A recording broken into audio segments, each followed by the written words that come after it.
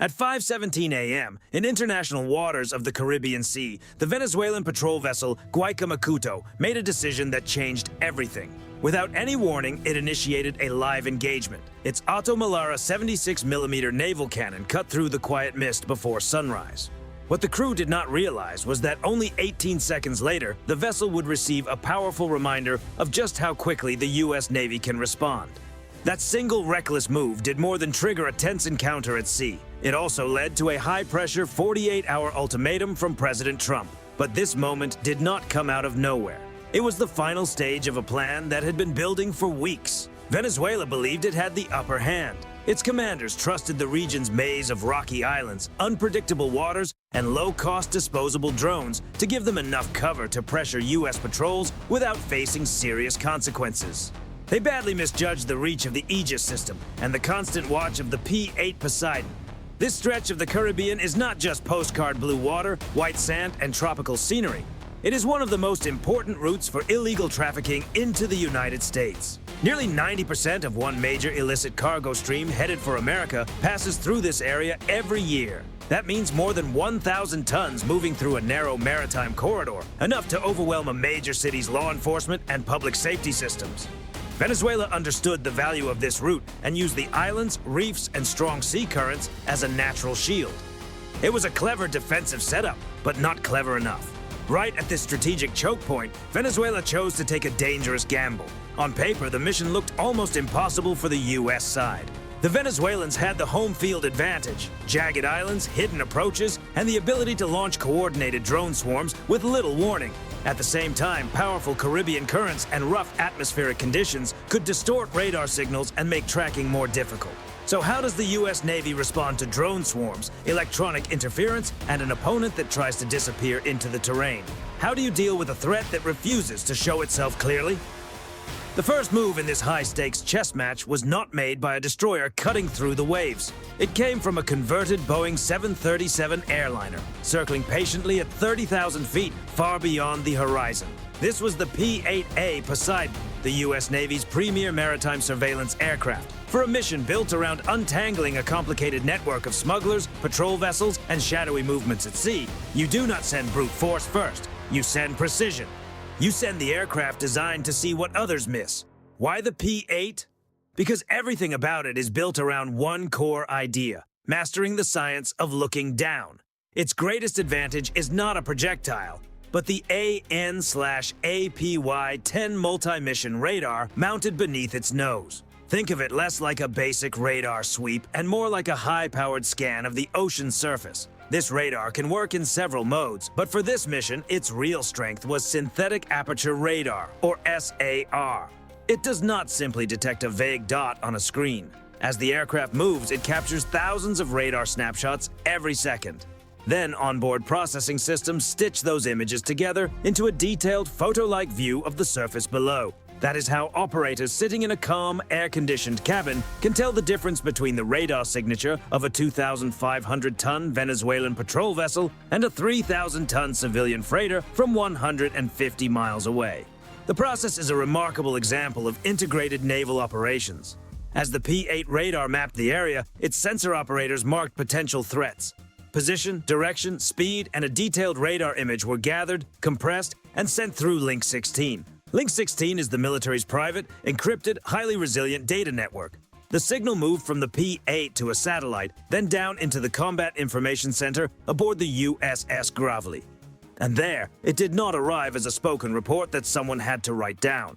It appeared automatically on the Aegis system's main display as a marked contact, complete with every critical detail the P-8 had just collected. The Venezuelan vessel had no idea it had already been detected, identified, and marked long before its own crew had even finished their morning coffee. But the P-8 had one major limitation. At its core, it was still a 737. Large, loud, and about as subtle as a flying school bus. That is why it stayed far away, operating from a safe standoff distance just beyond the reach of Venezuela's coastal defense systems. It was a calculated risk. The Poseidon's unmatched ability to watch the sea was balanced by the simple fact that it was not built to hide. So it continued circling beyond the horizon, an unseen eye in the sky, calmly watching as the Venezuelans sailed forward with full confidence, unaware that the setup had been in place for hours. Then the Venezuelan captain's command cut through the quiet before sunrise. Fuego! This was the moment they had been waiting for. Their entire plan depended on forcing the encounter into close range, where distance, sensors, and advanced systems mattered less.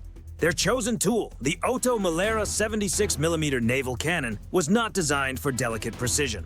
It was built for close quarters pressure, sending out a rapid stream of rounds meant to overwhelm exposed systems on an opposing ship. Radar antennas, deck equipment, and anything left unprotected. At full pace, it could send 120 rounds per minute across the water. Their doctrine was simple. Get close enough to see the weathering on the other ship's hull, land the first serious blow, then slip back into the maze of islands before the larger force could fully react. For a smaller navy trying to challenge a much stronger opponent, the idea made sense. But the entire plan rested on one dangerous assumption, that their approach had gone unnoticed. They believed they were the hunters preparing an ambush. In reality, they had already stepped into one. The American response was silent, digital, and brutally efficient. Inside the Combat Information Center aboard the Gravely, there was no panic, only procedure. The first layer of defense was not a dramatic counterstrike.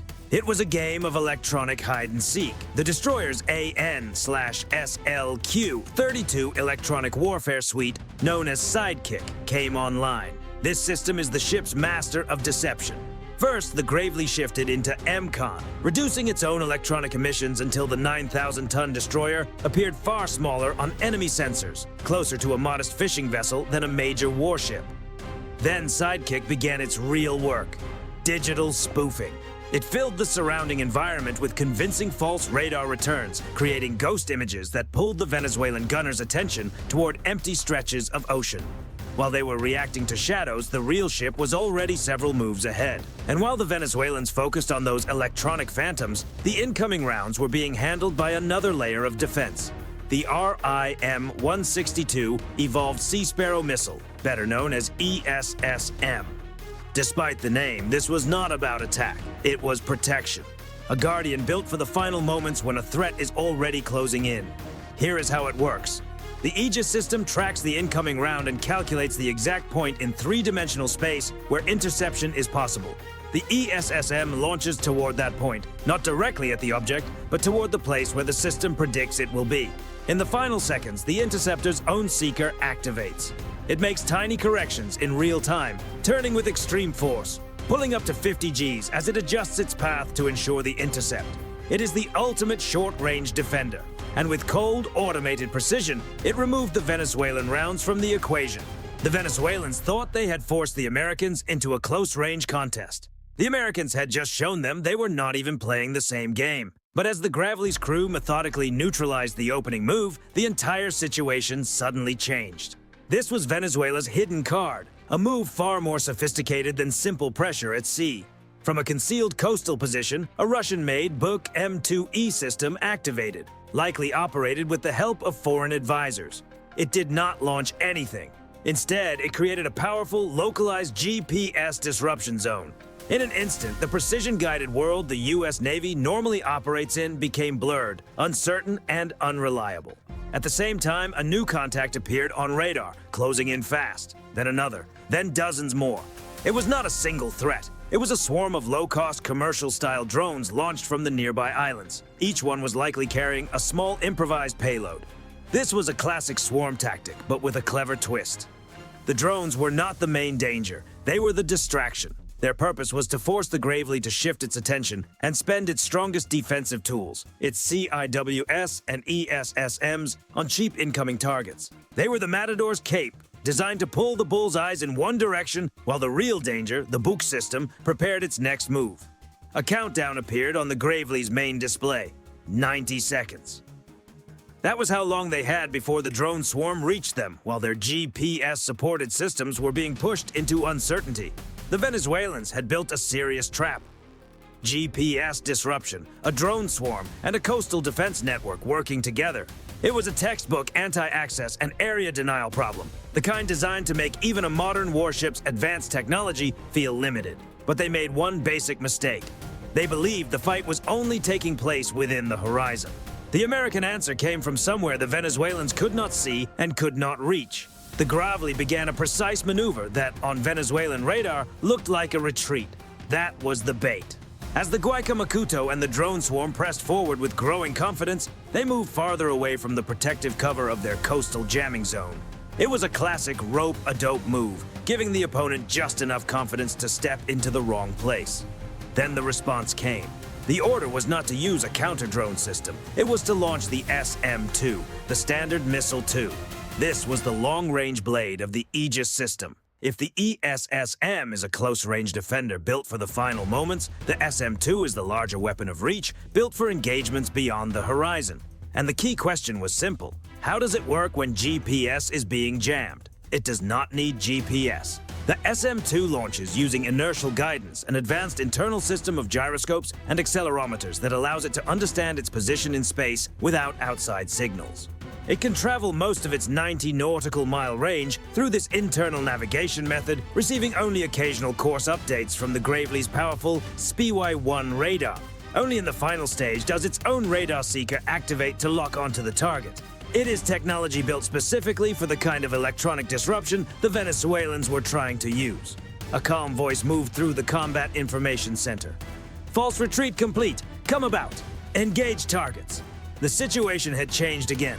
This was no longer a close-range coastal contest. It had become a deep-water checkmate. This was not chaos. It was a carefully conducted sequence led by the Aegis combat system. The SM-2 interceptors launched from beyond the horizon were the lead instruments. On the main screen aboard the Gravely, their icons moved across the map with precision. Their paths were calculated not just for speed, but for timing. This is the art of a time-on-target engagement, where multiple systems launched at different moments and from different positions are coordinated to arrive at the same point at the same second. It is the naval equivalent of checkmate delivered from several sides of the board at once. As the interceptors entered their final approach, another countdown appeared on the screen. 10, 9, 8. This was the moment when physics, data, and decades of training came together into one unavoidable result. The first SM-2 was not aimed at the Guaycamacuto's waterline. That would have been too crude. The first SM-2 was aimed at a 3-foot section of the superstructure that housed the ship's main fire control radar. Its proximity system activated at the perfect moment just above the target area. The purpose was not to send the vessel to the bottom. The purpose was to remove its ability to continue the fight. A dense cloud of preformed tungsten fragments swept across the exposed radar arrays and communication antennas, disabling the delicate systems that allowed the Venezuelan vessel to track, coordinate, and receive orders. In a single moment, the ship lost its eyes and its connection to command. This is the doctrine of effects-based targeting. The objective is not total destruction. The objective is neutralization. By taking away the ship's ability to operate as a combat platform, the U.S. Navy could control the situation while still avoiding unnecessary escalation. But the follow-up assessment from the P-8's high-resolution camera showed that one secondary system was still active. A second engagement was approved. This one was different. The target was the engine room. It was no longer a message. It was the final mark at the end of the sentence. The second SM-2 arrived with crushing force. Its speed alone was enough to tear through the thin outer hull before its payload activated inside the engine compartment. The Guaycamacuto was disabled from within, its power, propulsion, and control systems collapsing almost instantly. Yet even as the vessel fell silent, the Venezuelan plan still had one last problem in motion. The surviving drones from the original swarm, now without effective control, continued along their last program path. No strategy remained, no coordination, just a blind final approach toward the Gravely. This was exactly the moment the Phalanx Close-In Weapon System, or CIWS, was built for. It is the ship's last defensive shield, an autonomous guardian designed for the final seconds of a close-range threat. Its nickname, R2D2 with a Gatling gun, exists for a reason. Its integrated search and track radar detected the incoming drones, classified them as immediate threats, and calculated firing solutions without waiting for a human command. Then, the unmistakable buzz of its 20mm Vulcan cannon cut through the air. Firing around 4,500 rounds per minute, it created a dense curtain of metal that removed the drones from the sky one after another. And just like that, the engagement was over. The loss of the Guaycamacuto was a tactical victory, but the larger result was measured far beyond the Caribbean, in intelligence reports and strategic assessments back in Washington. First came the logistics impact. By neutralizing a key patrol vessel, the U.S. Navy did more than win a single encounter. It disrupted a major maritime route used by illegal trafficking networks. For a time, the movement of illicit cargo through that corridor was seriously restricted. Then came the psychological effect. The speed and precision of the American response sent a clear message through Venezuela's military command. Their strongest coastal trap, their home field advantage, and their carefully planned mix of jamming, drones, and island cover had all been taken apart with cold efficiency. Confidence dropped. Doubt spread. And every commander watching the aftermath understood the same thing. The old assumptions no longer applied. So what was the real lesson from those dark Caribbean waters? Venezuela made the classic mistake of confusing tactical boldness with strategic strength. They believed a sudden close-range move would give them the advantage. They believed the terrain, the drones, and the electronic disruption would be enough to level the field. But the painful truth was much simpler. Never sit down at a poker table against an opponent who not only knows the cards, but also owns the casino. But what if Venezuela had refused to step back? What do you think?